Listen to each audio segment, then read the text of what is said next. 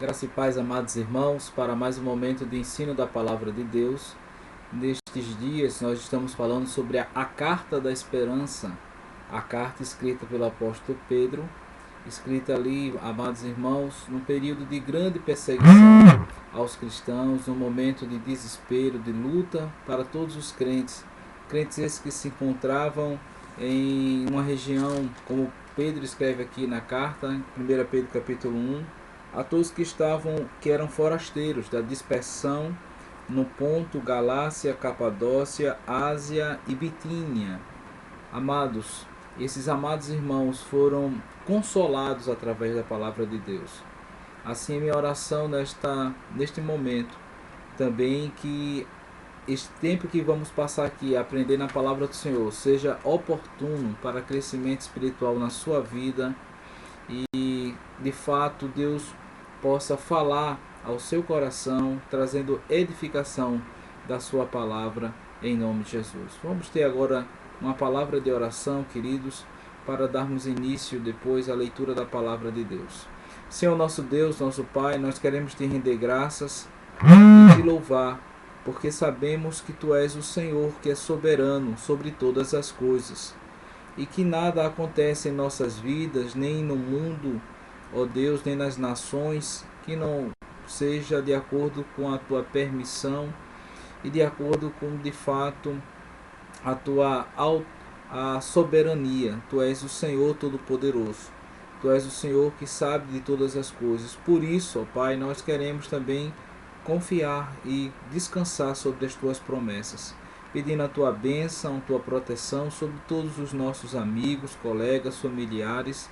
Ó Deus, abençoa o Teu povo, a Tua igreja, cada irmão em Cristo Jesus, que o Senhor venha visitar com a Tua bênção de consolação, de alegria, e neste tempo, ó Deus, de vida despertada, de vida assim, ó Deus, no Teu altar, para a glória e louvor do Teu santo nome.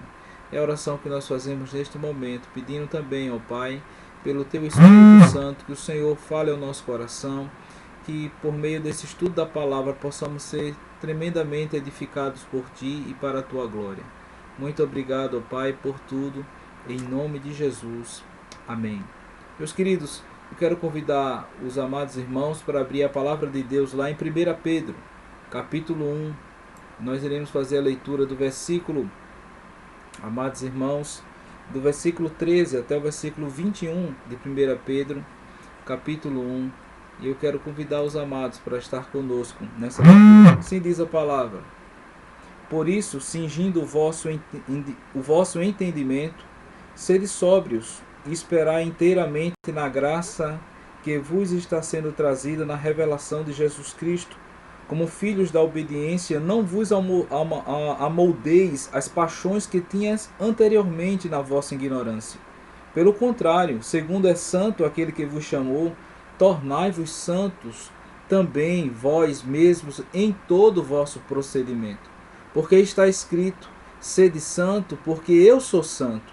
Ora, se invocais como Pai aquele que sem acepção de pessoas julga segundo as obras de cada um, portai-vos com temor durante o tempo da vossa peregrinação, sabendo que não foi mediante coisa corruptível como prata ou ouro que foste resgatado do vosso fútil procedimento que vossos pais vos legaram, mas pelo precioso sangue, como de cordeiro sem defeito e sem mácula, o sangue de Cristo, conhecido com efeito antes da fundação do mundo, porém manifesto no fim dos tempos por amor de vós, que por meio dele tende fé em Deus, o qual ressuscitou dentre os mortos e lhe deu glória, de sorte que a vossa fé e esperança esteja em Deus. Bendito seja o nome do Senhor. Nós, amados irmãos, falamos sobre a salvação na semana passada. Essa salvação proeminente que vem de Deus. Essa salvação que foi prometida pelo Senhor. E agora nós queremos dar sequência ao estudo da palavra do Senhor, falando sobre a salvação vivenciada, a vida na salvação. E queremos falar sobre 5 aspectos: o cuidado pessoal, a posição situacional que nós nos encontramos e vivemos em Cristo Jesus, os procedimentos restaurados na nossa vida prática, a base dessa restauração, a nossa vida devotada a Deus com temor, reverência, através daquilo que foi pago, o preço do sangue de Cristo, a predestinação, ou seja, a ação de Deus já de decretar na eternidade e a comunhão que nós temos por meio disso. Então nós queremos falar em primeiro lugar, amados irmãos, sobre o cuidado pessoal. E eu quero que você leia agora o versículo 13. Veja o que diz a palavra do Senhor. Por isso, cingindo o vosso entendimento, sede sóbrios, e esperar inteiramente na graça que vos está sendo trazida na revelação de Jesus Cristo. Por isso, portanto, isso é conhecido no grego como uma partícula, quando o autor passa da afirmação para trazer agora uma inferência. Pedro falou sobre a salvação. Agora Pedro está falando sobre essa inferência da salvação em nossas vidas. Por isso que o texto diz assim, cingir. Cingir, amados irmãos, os lombos. Refere-se aos hábitos dos orientais que juntavam suas largas roupas sobre um cinto ou faixa quando apressados ou iniciados em uma viagem. Pedro está falando para cristãos que estão em situação de perigo, de perseguição, são dispenseiros, estão na diáspora, estão aqueles fugindo da perseguição, cristãos esses que não podem perder tempo com coisas banais, mas sim que tem que estar vigilante, cuidadosos, e nada venha a deter a sua caminhada, ou seja, talvez até a sua fuga diante das perseguições. E Pedro diz assim, olha, cingir-vos não agora só do ponto de vista das suas roupas, dos vestuários, mas Pedro agora está falando, amados irmãos, cingir sobre o entendimento. Cingir, ou seja, preparai, esteja prontos, veja como andai, cingir o vosso entendimento. Isso traz o nosso cuidado pessoal também hoje. Nós precisamos cuidar da nossa mente. Nós precisamos, amados irmãos, de fato nada está atrapalhado ou venha nos atrapalhar em relação à nossa vida, a nossa perspectiva de vida diante de Deus, também da nossa vocação diante do Senhor. Nada venha nos atrapalhar, nada venha, amados irmãos, estar no meio. Utilizando, querido, a palavra sobre entendimento, é a palavra dianoia. A palavra noia, mente, dianoia, entendimento. Consultando o Dicionário Internacional de Teologia do Novo Testamento, significa que é a capacidade para pensar, a faculdade do conhecimento, o poder, a disposição ou a vontade, é a consciência espiritual, é a disposição, a atitude de fé. Pedro está falando assim, cingivos o vosso entendimento, ou seja, a capacidade, a consciência, a vontade, a atitude de fé. Essa consciência pode ser de fato, amados irmãos, segundo a palavra de Deus, aqui em 2 Pedro, ela pode ser sincera. Quando diz o texto aqui em 2 Pedro 3, versículo 1, diz assim a palavra do Senhor: Amados, esta é agora a segunda epístola que vos escrevo. Em ambas procuro despertar como lembrança a vossa mente esclarecida. Lembrança a vossa mente esclarecida, sincera, na presença de Deus. Mas também essa consciência pode ser hostil. Ela pode, de fato, não estar atrelada ou, amados irmãos, submissa à vontade de Deus. Quando Paulo escreve aqui a Colossenses, capítulo 1, versículo 21, diz assim o texto da palavra do Senhor: E a vós outros também, que outrora ereis estranhos e inimigos no entendimento pelas vossas obras malignas. Pedro está dizendo assim, vocês que antes eram inimigos do entendimento, Paulo falando aqui aos Colossenses, e essa mesma ideia de dianoia, de entendimento, de capacidade, aquele que era antes inimigo à palavra de Deus, ao entendimento, amados irmãos, da palavra de Deus por causa das obras malignas, obras de morte, esses agora que foram alcançados pela salvação, da proeminente salvação, ele tem que agora cingir o pensamento, ou seja, cingir, amados irmãos, ter uma disposição do conhecimento, do pensar a respeito de Deus. E esse cingir é preparar esse entendimento para estar de fato pronto para as armadilhas ou as adversidades que virão. E nós, assim, segundo a palavra de Deus, deste cuidado, Pedro fala sobre sobriedade. Diz assim o texto: sede sóbrios. Sede sóbrios. A palavra pode ser empregada de forma literal, de um estado de abstinência do vinho, como também figurada, indicando completa clareza mental e bom juízo, que daí resulta daquele que é sóbrio. Pedro está dizendo assim: não andais enganados, ou então ou sobre a sua vida algo que venha deixar você de fato tonto ou de fato desorientado, mas sim sede sóbrios, sede consciente. A palavra sobre a sobriedade que Pedro está falando aqui, amados irmãos, traz sobre um estado de alerta. Está essa alerta necessária.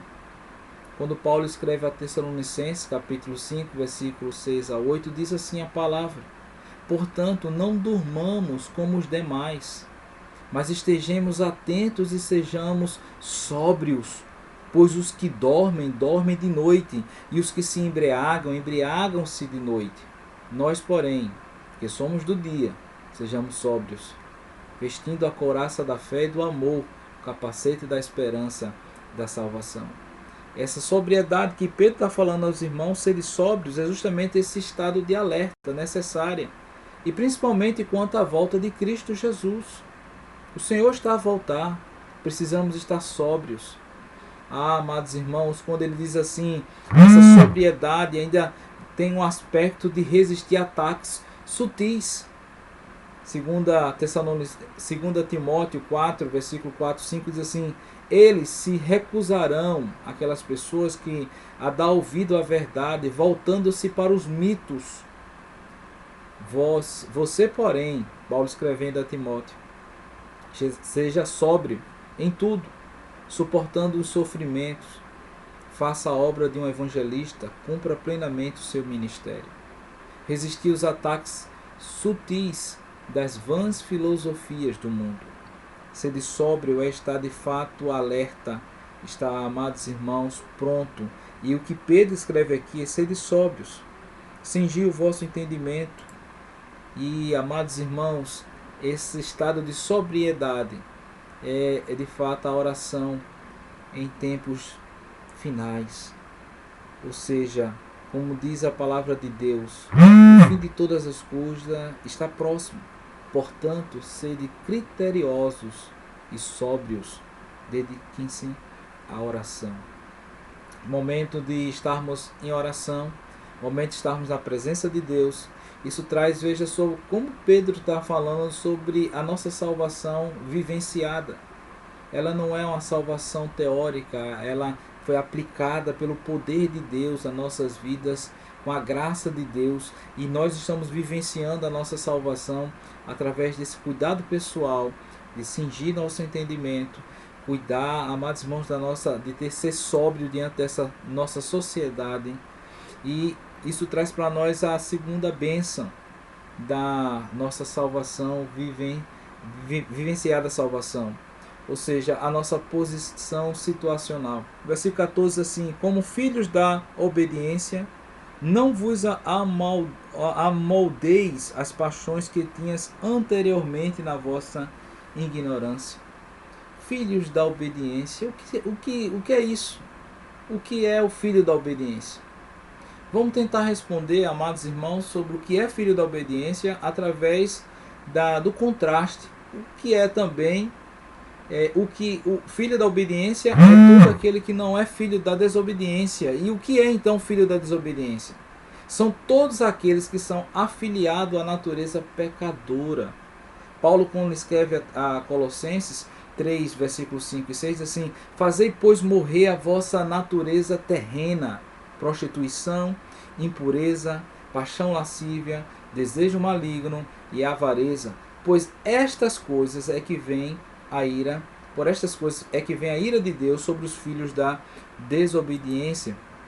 Amados irmãos, esse filho da desobediência, ou seja, aquele que o pecado moral evoca justa ira e reação específica por parte de Deus sobre ele. Quando Paulo escreve ali aos Romanos capítulo 1, versículo 18, assim, a ira de Deus se revela do céu contra toda impiedade e perversão dos homens que detêm a verdade pela injustiça.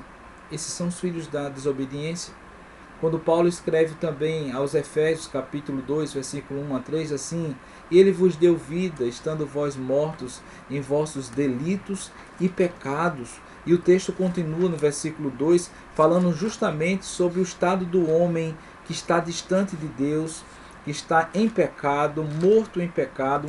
E diz o texto no versículo, capítulo 2, versículo 2, nos quais andastes outrora, segundo o curso deste mundo, segundo o príncipe da potestade do ar, do espírito que agora atua nos filhos da desobediência, entre os quais também todos nós andávamos outrora, segundo a sua inclinação da nossa carne, fazendo a vontade da carne, dos pensamentos, e éramos por natureza filhos da ira, como também os demais.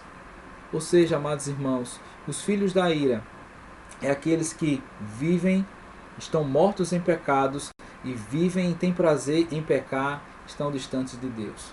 Mas Pedro está falando aqui sobre os filhos da obediência. Como filhos da obediência, amados irmãos, essa é a posição real de todo cristão, que passou pela regeneração, ou seja, quando falamos na lição passada, o renascimento, foram renascidos. Esses passaram pela regeneração, esses foram justificados pela obra de Cristo na cruz, imputada àqueles que creem, pela obra da eleição, da decreto eterno de Deus. Esses caminham em santificação, cujo alvo é e será a glorificação da sua vida. Esses são os filhos da obediência. Charles Hodge nos ensina de forma comparativa esta posição preciosa dos crentes.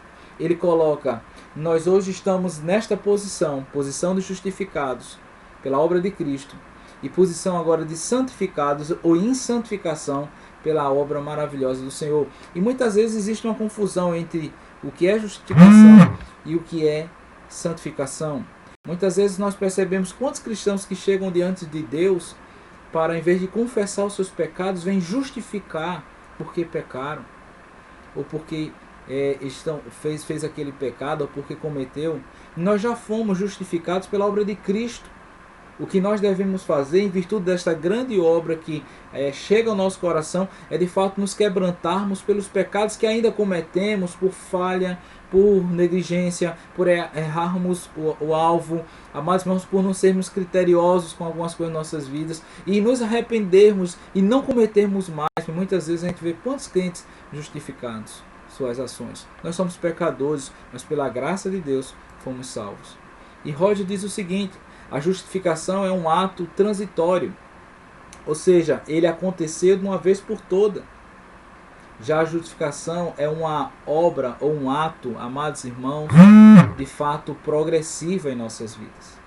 A justificação é um ato florense, é o ato da justiça de Deus, o Deus como juiz, declarando a satisfação de sua justiça relativa ao pecador crente, pela obra de Cristo na cruz. É algo assim judicial do ponto de vista, no tribunal de Deus nós não somos mais acusados, não temos mais a condenação do pecado sobre as nossas vidas, porque Cristo supriu a ira da condenação do pecado ao se fazer pecador por nós, pecado naquela cruz por nossas vidas. E aí temos, comparativamente em relação à santificação, ela é uma, de fato, amados irmãos, ela é devida à sua eficácia sobre as nossas vidas, pela obra poderosa.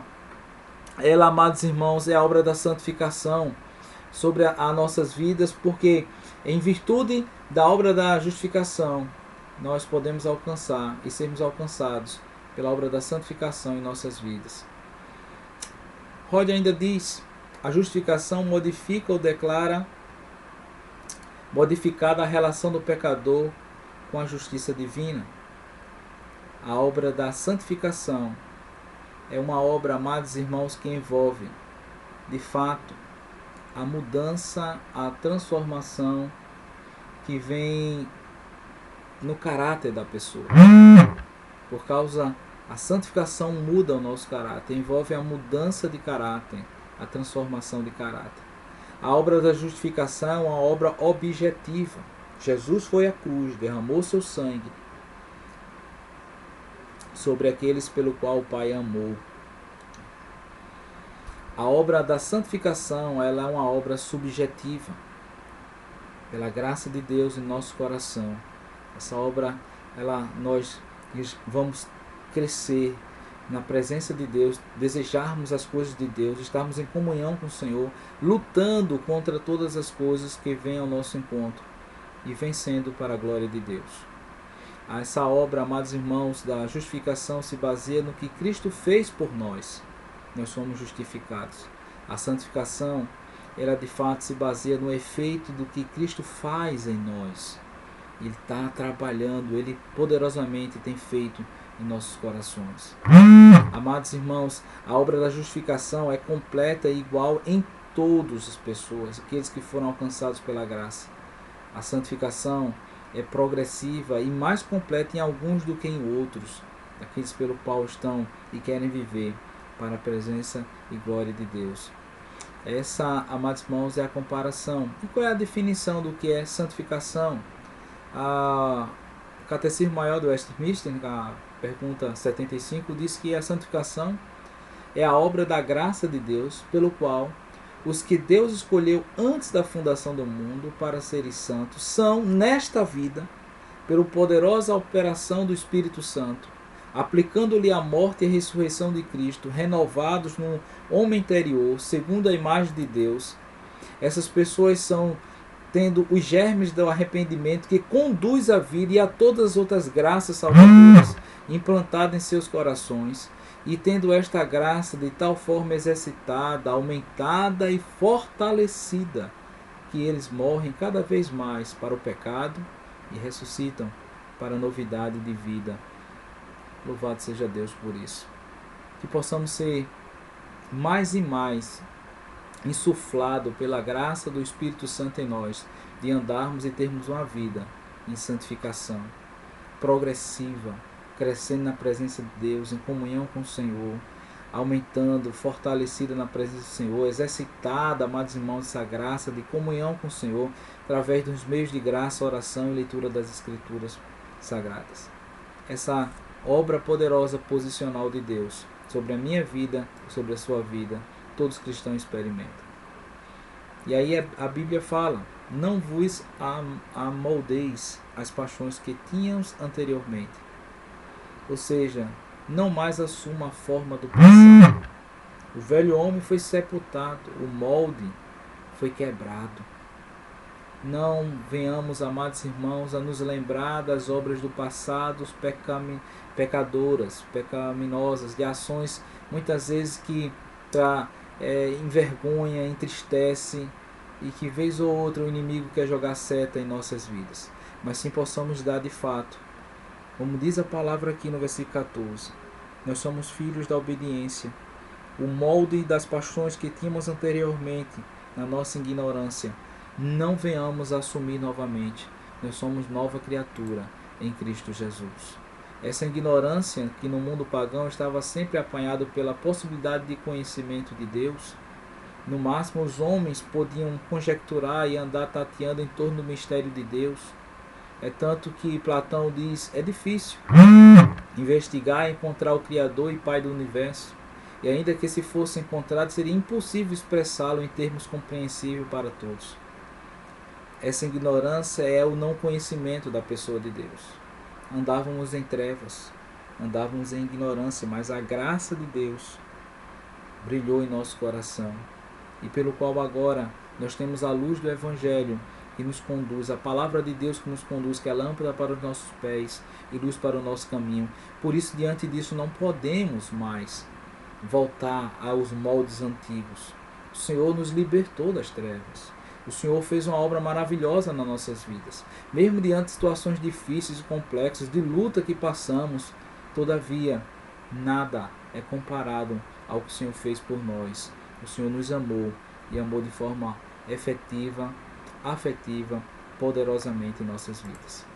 Pedro ainda continua o ensino sobre o nosso procedimento restaurado, versículo 15. Pelo contrário, segundo é santo aquele que vos chamou, tornai-vos santos também no vós mesmos em todo o vosso procedimento. A santificação é uma obra divina de renovação abrangente e moral. Ela nos conforma cada vez mais à imagem de Cristo. Ela procede de uma renovação do coração, o cerne da pessoa. Isto é, a verdadeira transformação. Deus muda o coração e desta forma surge um novo caráter. Por isso, de fato, amados irmãos, nós fomos chamados para um procedimento restaurados no nosso viver. De que forma? Deus não nos chamou para sair do mundo, sermos um Amish ou um monge, dos monastérios, estarmos distante das pessoas. Não. Deus nos chamou para vivermos no mundo. O que significa, então, amados irmãos, viver no mundo? Viver em todo o vosso procedimento. Agora, como diz as Escrituras aqui, significa viver, amados irmãos, na nossa vida prática. Modos diferenciados do nosso viver, porque como o texto diz aqui, em todo o vosso procedimento, é justamente em todas as áreas da nossa vida. A obra do nosso Senhor, da salvação, ela contempla todas as áreas da nossa família. Deus não nos salva, amados irmãos, parte ou nosso coração, momento religioso, a área do homem da religião. Deus salva todo o nosso ser, para que todas nossas vidas, toda a nossa vida, todo o nosso coração, em todos os aspectos da nossa vida, de prática, seja de fato modificado, transformado para a glória de Deus através da obra de Cristo em nós. Ou seja, a nossa vida prática. Esses modos santificados na família, nas relações familiares, nas relações de trabalho, na relação com o dinheiro, na relação com o entretenimento, com o conhecimento, com o saber, com o querer desenvolver o nosso conhecimento, com as artes. Nós somos alcançados pela graça de Deus em todos os aspectos da nossa vida. Então todo o nosso procedimento, um novo procedimento, amados irmãos, restaurado, redimido e transformado pela obra do nosso Senhor e Salvador Jesus Cristo. É o que Pedro está falando para aqueles crentes. Esse procedimento restaurado, amados irmãos, é que todos os crentes são poderosamente chamados e retirados de uma vida de pecado para uma nova vida. Eu e você temos um chamado e não podemos nos calar. Antes de anunciarmos, devemos ser objetos do amor que nos restaura totalmente. Nós somos chamados para pregar, mas de fato, amados irmãos, sejamos contemplados pela obra graciosa de Deus em nossas vidas, da santificação, da mudança, da transformação. E após isso, eu vou proclamar, eu vou falar o que Ele fez em nossas vidas, o que Ele tem feito em nossas vidas. Ele é fiel, Ele é todo-poderoso. E o texto continua, porque está escrito, sede santos, porque eu sou santo. A base, então, da nossa restauração, primeiro, é a palavra. Está escrito. A nossa santificação é embasada na palavra. João 17,17 diz assim, santifica-os, o Senhor orando ao Pai. Santifica os discípulos na palavra. A tua palavra é a verdade. Essa salvação, amados irmãos, essa base, então, da restauração, que tem a base na palavra, ela é também propositiva. Porque o Senhor diz assim, sede santo. O Senhor não está dizendo, se puder ser santo. O Senhor está falando para mim e para você que é o nosso dever andarmos em santidade pela graça de Deus. Fomos alcançados pela luz do Evangelho, por isso devemos andar em um procedimento santo. Não devemos brincar com a obra de Deus ou brincar com o Senhor, porque de fato ela é oriunda de Deus. Nós devemos ser santos, porque o nosso Deus, Ele é santo, Ele é tremendo. Isso traz para nós, amados irmãos, a nossa vida, então, uma vida devotada, uma vida separada. Veja o que diz o versículo 17. Ora, se invocais como Pai, aquele que sem acepção de pessoas julga segundo as obras de cada um, portai-vos com temor durante o tempo da vossa peregrinação. Temor com reverência. É a atitude mental de quem sempre está consciente de achar-se na presença de Deus. É a atitude de quem fala cada palavra, cumpre cada ação e vive cada momento consciente de Deus. É a atitude de reverência. É então a nossa atitude de vida, reverência. Sabermos, amados irmãos, do que nós falamos, ou pensamos, ou agimos, Deus está vendo todas as coisas, tudo está patente aos olhos de Deus, e nós devemos viver, sim, para a glória de Deus. E isso é viver de forma reverente. Reverência é de fato, amados irmãos, Deus não só está num momento da minha vida, ou no momento de oração, mas Deus está em todos os momentos da nossa vida. Por isso a minha vida pertence ao Senhor, a sua vida pertence ao Senhor, e devemos viver para a glória de Deus. Por isso que o texto em Eclesiástico 5 fala justamente essa ideia, que o sábio Salomão traz para a gente sobre aquele que tem reverência e que andar em reverência na presença de Deus, é justamente que a sua palavra, a sua língua deve ter muito cuidado. E quando diz aqui no capítulo 5, versículo 2, diz assim a palavra. Primeiro ele fala, guarda o teu pé quando entrares na casa do Senhor teu Deus, chegasse para ouvir é melhor do que oferecer sacrifícios de touro, pois não sabes o que fazes e faz o mal. Versículo 2 diz assim, não te precipites com a tua boca, nem o teu coração te apresses a pronunciar coisa alguma diante de Deus, porque Deus está nos céus e tu na terra. Portanto, sejam poucas as tuas palavras. Veja que coisa tremenda, amados irmãos, sobre a questão da reverência. A nossa vida devotada, porque houve um preço.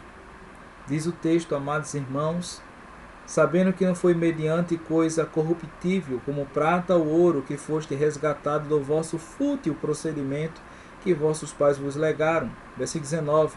Mas pelo precioso sangue, como de cordeiro, sem defeito, sem mácula, o sangue de Cristo.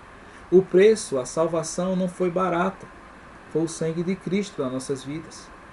Não saiu, amados irmãos, do ponto de vista sem nenhum valor. Mas o precioso sangue de Cristo é o preço. Preço esse que um teólogo chamado J.C. Halley, ele fala, qual é o custo de ser um cristão verdadeiro? Ele não pergunta qual é o custo, qual é o preço da salvação. O preço da salvação é o sangue do Filho de Deus, sangue do inocente, sangue daquele que não cometeu pecado, sangue de Jesus Cristo. Mas qual é o custo de ser um cristão verdadeiro? Você já pensou sobre isso? O que isso me custa eu ser um cristão verdadeiro em minha vida? O que isso me custa? E Halley responde, primeiro, ele diz assim, permite-me tentar mostrar preciso e particularmente quanto custa ser um crente autêntico. Primeiro ele falou o seguinte, é o custo da justiça própria. O crente não tem justiça própria. A justiça é de Deus. 2, é aquele que abandona o pecado. É aquele que diz assim, eu não quero viver em pecado. E isso pode trazer algumas consequências para a minha vida, isso pode trazer algumas coisas para a minha vida, mas eu não quero. Se é uma cultura da mentira, se é uma cultura que, rapaz, aqui todo mundo faz isso, eu não quero viver assim. Isso pode trazer consequências para mim, pode trazer, mas por quê? Porque eu quero viver para a glória de Deus. Eu quero de fato dizer assim, a porta, como diz o texto, né, a porta é estreita, né, larga o caminho à perdição, mas a porta é estreita, eu quero andar por essa porta estreita, por esse caminho estreito. Terceiro, Halley diz que é a desaprovação do mundo. Aqueles que de fato querem saber de calcular o custo de um cristão verdadeiro é aquele que não está preocupado com a aprovação do mundo. É aqueles que são de fato desaprovados pelo mundo e arca todas as consequências disso, todo aquilo que pode lhe causar, o desprezo, muitas vezes a injúria, a perseguição. Importante que nós somos do Senhor e devemos viver para a glória do Senhor. Amados, a nossa vida devotada é porque ela foi predestinada por amor. Diz assim a palavra do Senhor, versículo 20. Conhecido com efeito antes da fundação do mundo, porém manifesto no fim dos tempos por amor de vós. Ou seja, aqueles que foram chamados para viver pela graça de Deus, pela salvação, essa salvação vivenciada, para uma vida devotada pela obra da predestinação por amor, ou seja, revestida do amor de Deus. Joel Bick, teólogo, ele diz o seguinte, nas escrituras a ideia de conhecimento é mais afetiva do que intelectual. Quando diz aqui, conhecida com efeito antes da fundação do mundo, porém manifesta no fim dos tempos por amor de vós, Isto é, particularmente, amados irmãos, verdadeiro no conhecimento de Deus, para Deus conhecer verdadeiramente e amar verdadeiramente. Deus me ama, Deus te ama, Deus tem um propósito na tua vida. Isso é o fato da obra poderosa de Deus sobre as nossas vidas. E essa obra predestinada por amor, Bic continua. A natureza pessoal da escolha de Deus é amorosa, paternal e relacional. Deus trata os seus milhões de filhos como se cada um deles fosse seu único filho. A minuciosidade do interesse amoroso e paternal de Deus é surpreendente. Os cabelos de nossa cabeça são todos contados. Nossos nomes estão escritos nas palmas das mãos de Jeová, são lavados no coração do Salvador. Amados irmãos, o Senhor Jesus Cristo, Ele sussurra os nossos nomes comprados por sangue aos ouvidos do seu Pai no céu, quando intercede por nós. Isso é amor de Deus, isso é a graça de Deus. É tanto, amados irmãos, que isso produz e traz para nós comunhão. Versículo 21 diz assim, que por meio dele tendes fé em Deus, o qual ressuscitou dentre os mortos e lhe deu glória, de sorte que a vossa fé e esperança esteja em Deus, no Deus vivo. O pastor John Bernhardt diz o seguinte: o cristão foi selecionado para viver. Ele viver essencialmente em Cristo, viver efetivamente com Cristo e viver eternamente para Cristo. Louvado seja o nome do Senhor. Meus queridos, que forma nós podemos então aplicar, ou eu quero usar aqui seis observações do pastor inglês William Pensinger sobre o viver cristão, aqueles que foram alcançados pela obra da salvação. Primeiro, ele fala que isso traz um ardoroso e sincero desejo de promover a glória de Deus em todas as coisas. Nossa vida não é para a minha e sua glória, mas sim para a glória de Deus em todas as coisas. Segundo, isso traz o cuidado e prontidão para renunciar o próprio ego em sujeição a Deus e ao governo de sua palavra e espírito, no pensamento, na palavra e na ação, na nossa vida. Prontidão e cuidado. Renuncie tudo, todo o seu ego, sua justiça própria e coloque tudo diante de Deus.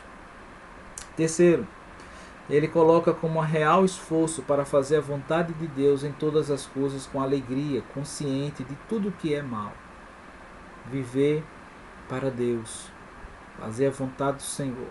Ele continua, amados irmãos, falando sobre ter um procedimento íntegro, uma vocação que nós temos aqui na terra humana, e todavia com fé e, amados irmãos, serena, descansando na providência de Deus, satisfeito com o que Deus nos ensina na palavra. Isso traz para a gente desenvolver a nossa vocação para a glória de Deus. Diariamente humilhar-se diante de Deus por suas ofensas a Ele feitas por nossos pecados, buscando incansavelmente o favor de Cristo, renovando assim todos os dias a sua fé e o seu arrependimento diante do Senhor. E por último, ele coloca um contínuo combate entre a carne e o espírito, fazendo com que a corrupção vá por um caminho e a graça, resistindo a ela, vá para outro caminho. Que o Senhor te abençoe, que o Senhor te guarde, em nome de Jesus.